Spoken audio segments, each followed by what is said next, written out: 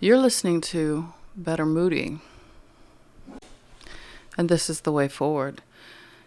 Today we're tapping into Oprah energy, and that quiet, centered power that I know exactly who I am kind of presence. And if you've been feeling small, overlooked, or like you're waiting for a sign, this episode is that sign. Gonna end the dogs. Grab your coffee, grab your water, your rope. Sprinkle a little bit of peace in there. We're gonna help you find some of it today. Let's take a deep breath. And if this lands for you, follow the show. I'm itchy today. I don't know what that's about. Started using this new soap, like Kojic. But Oprah energy. I really want to talk about it. Apparently I have to get permission. So hang on. Yeah, like I said, let's get into it. Oprah energy.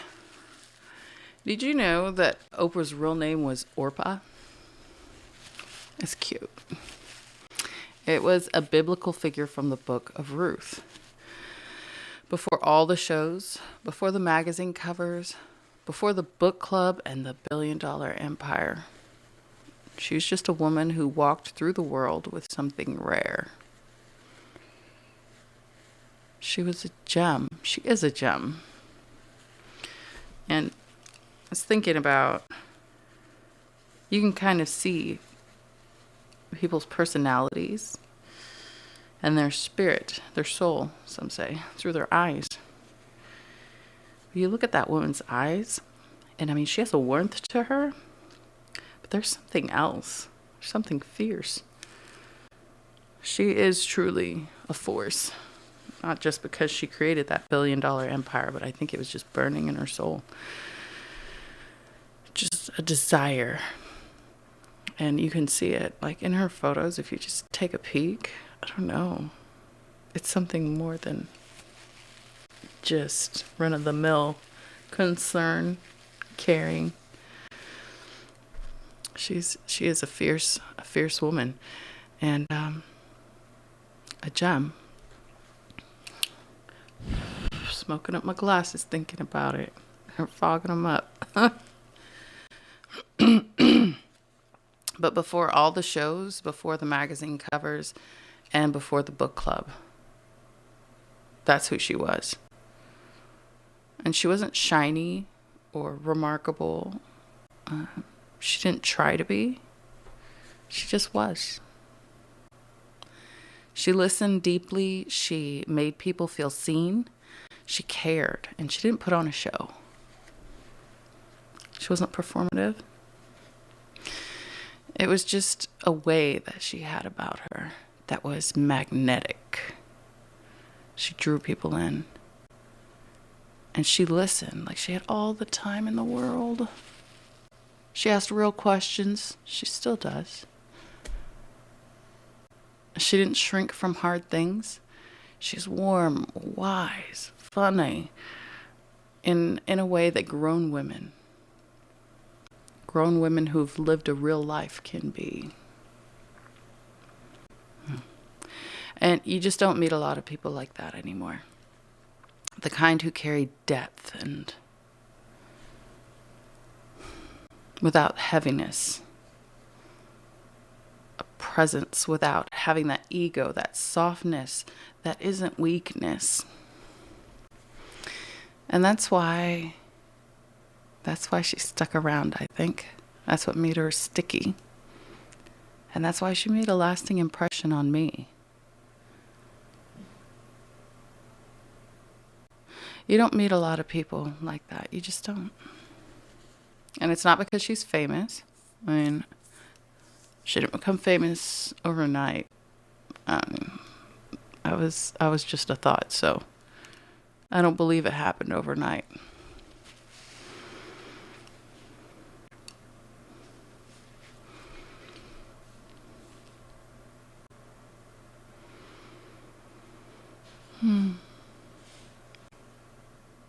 So I guess this whole idea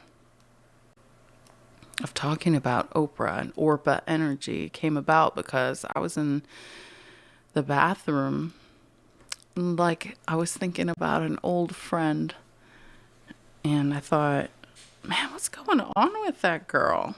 What's going on with Oprah? What's she been up to lately? And come to find out, that lady is highly active. I mean, most people are. Just because you're not watching them or they're not a part of your world doesn't mean their lives stop. But this lady has her own podcast. She started in December of 2024. And I thought, oh man, am I late to the game? Was I channeling her energy?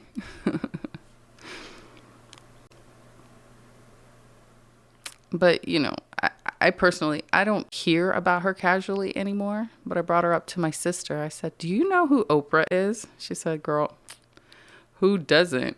And I said, well, my kids don't know who Oprah is. So there's some people out there, it's a generational gap. So it's happening. But so who even is Oprah then? For those of you who are listening who may not know, it's very rare, but maybe you don't know. Not the talk show host that some of us grew up with. The CEO, the producer, the billionaire. Who is that lady who runs a network, runs a book club, moves industries quietly? I think I might not feel good. I'm sorry. It's just the norm now. It's the norm. And then I have to adjust because here's microphone, here's you, and then I'm trying to figure out my life here while I'm turning and talking. But who is she? I thought maybe a direct correlation might be Mr. Beast. For those of you who, because everybody knows Mr. Beast right now, but he's everywhere. He's giving things away constantly. He's changing lives, making headlines. He's trending nonstop. That's what Oprah was like in her prime, or at least when she was out on front, when she was in front and making a name for herself. She was a cultural presence, and she was the first. So, but it's a whole different energy. I'm just saying. Oh. Mr. Beast is spectacle, and then Oprah was warmth and softness. Maybe soft, fierce leadership. You know, and that if you think about it, sometimes the quiet leaders, they're the most frightening of all because you just don't know what they're cooking up. Good things.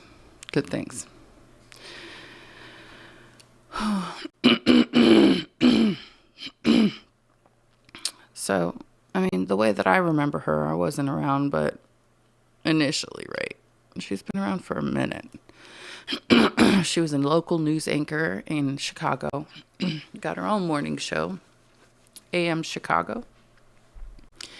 And it became number 1 in weeks. The Oprah Winfrey Show in 1986 instantly shifted TV culture. And then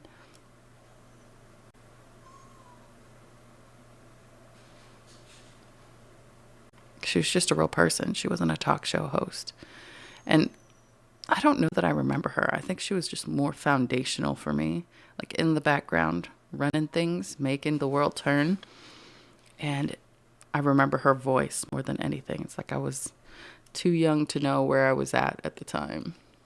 But her voice and her presence was pivotal in my life.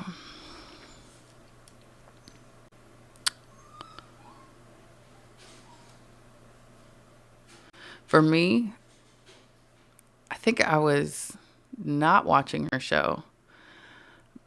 I was on the outskirts. And I wanted to know, what was this thing that happened? Why is she giving away cars? She got on the show, and I guess she carefully curated her audience to ensure there were people who actually needed a vehicle. So she orchestrated it to an extent to where it wasn't just performative. It wasn't performative. It was an actual need, and she wanted to meet that on her show. And then I guess she got up, and she didn't just say, "You get a new car." She was like, "And you get a car. You get a car." And she was just, I mean, people lost their minds. It was an amazing moment. How exciting, you know? It'd be like somebody winning the lottery and they're like, "Well, here's your lottery ticket," or "Your life is changing right before your eyes." And then there was a whole bunch of drama behind it because I guess people couldn't pay taxes. She had to help people pay taxes on the winnings. You can't just give stuff away, you know? You can't just give stuff away anymore. But it was a beautiful gesture, and it made waves. She went on to just do amazing things. She had O Magazine hit the newsstands, and it was everywhere. Her book club dominated, and I remember all the ladies, at least in the circles that I ran around in as a wee thing. It's going to be in Oklahoma, probably Kansas. The book club was the thing. It was probably the time when I was keying in on Penny Power and Finger Hut. Penny Power, Finger Hut. I don't know. Those weird magazines. But O was cream of the crop. She was up there, and she was untouchable. She was the grown woman that all women secretly wanted to be. I mean, now people follow different types of characters. It seems like that they're on the forefront. But she represented a classy female. And every woman, you know. So her show ended in 2011. That was the year I graduated college. After 25 years, she said goodbye to the Oprah Winfrey Show and left daily television to launch her own network. It was also called OWN, OWN. People cried, and there was weeping and gnashing of teeth. But it was a cultural chapter that had ended, or so we thought. I feel like she is brilliant and rebranding herself in that podcast. So I listened to the podcast here recently. Oh, okay. So she did other things, obviously. She's been producing major films and interviews. I really am trying to get to the podcast, though, because that's very interesting for me. She was in a movie called A Wrinkle in Time, which my kids totally understood, and it flew way over my head, that particular movie. It's a book about a girl who is finding herself, like a coming-of-age story, perhaps. So she's still incredibly present, international. The woman doesn't quit. She just moved into CEO mode instead of daily host mode. From there, then, she was always in front of the camera, just picking and choosing her specific roles that she preferred. But her presence was more behind the camera than in front of it. A still powerful but quieter presence. Okay, so now the podcast. Let's talk about it. How do I talk about it? I can't. I would look it up. Okay, now I have to look it up on the computer. It's like, but I can't because I'm using my phone to see what I look like behind the camera. Let's see.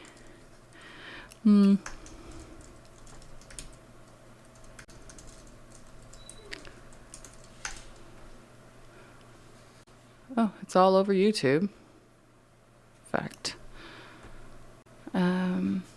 Is it just called the Oprah Winfrey Show podcast? Listen and subscribe. Oprah is opening the vault of the Oprah Winfrey Show with 25 years of hand-picked legendary interviews, aha moments, ugly cries. What? Just bringing it back. Hmm.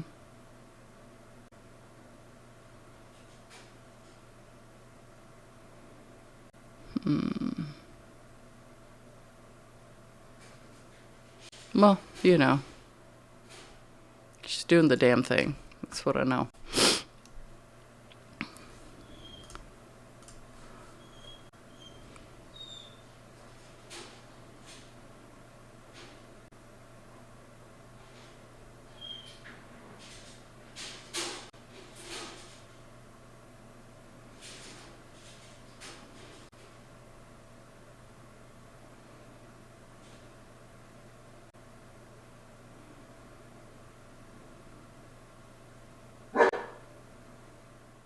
So she's timeless. And that's the major takeaway. She's timeless because, and timeless people don't need to make noise to lead. Timelessness means that the work you already did is still echoing. And her impact is just built into everything that she does. She doesn't chase relevance. She doesn't need to.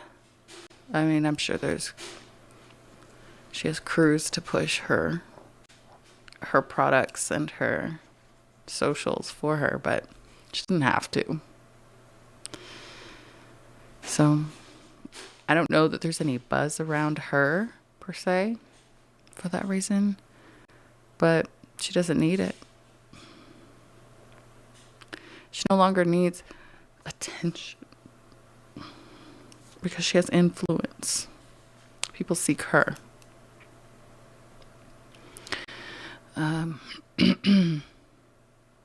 She's in the influential category.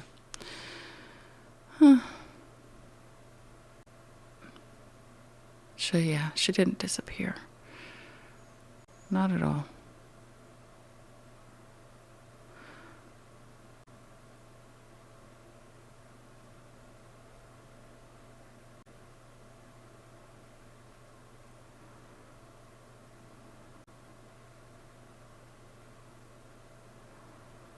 So what is Oprah Energy? I think it looks like setting boundaries, expecting honesty, expecting effort, expecting growth, not shrinking your expectations, and not accepting mistreatment. People feel grounded around someone who has standards. Oprah's the storyteller of her own life. She controlled the narrative. She didn't let other people do it. So tell your story openly. Share what you've learned. Talk through your experiences and reflect. Don't keep that bottled up. Someone else will benefit from that. And then allow others to see your evolution. Scary. It's funny when you think about it because there are things that you do in private, or even you walk around every day, you drive to work, you go to the store, people see you.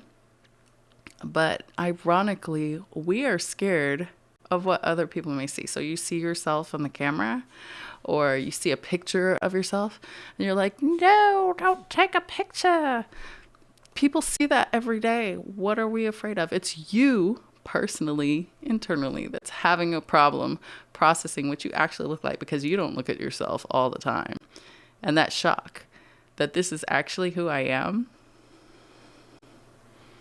Maybe you don't want to accept it, and maybe you should. It's who you are, so embrace it. Evolve and grow. Don't, not privately. That's something that she did. She accepted who she is, and that's strength and power that was portrayed. She is who she is. Take it or leave it. So locally, I think, things that can be done to mirror that energy is just being present and giving that intention, asking real questions, listening to people, setting standards, holding those standards, honoring yourself, respecting yourself and your space. A lot of women don't know how to do that. Even in relationships, I feel like a lot of women lie to themselves. Uphold your boundaries. Being generous with your spirit. Showing up with your purpose, And then becoming the grown woman in the room who changes it by just being there. That's not something that you can do and think about, right? It's a culmination. When you own who you are, you automatically have that presence. It shows. It shows up when you show up. So that's the energy that I want to bring to my home, to my city, to the people around me, to my life, and this circle, this podcast. I want to always be growing, listening, being who I am, and evolving in a public space, but also a curated space, one that where I control the narrative. I share my time and my energy because I want to grow something. I want to evolve with you. Orpah Energy. Yeah.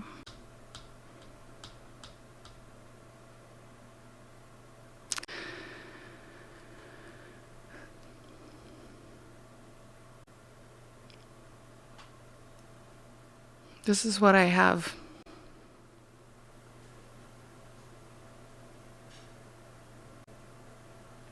I'm grateful for your company. I'm going to read through this and I'm going to edit it like hell because about 9/10 of it, I have no idea what I was saying.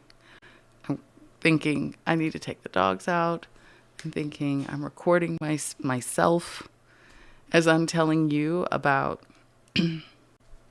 being visible. I am doing a video recording and I'm watching myself and it is jarring.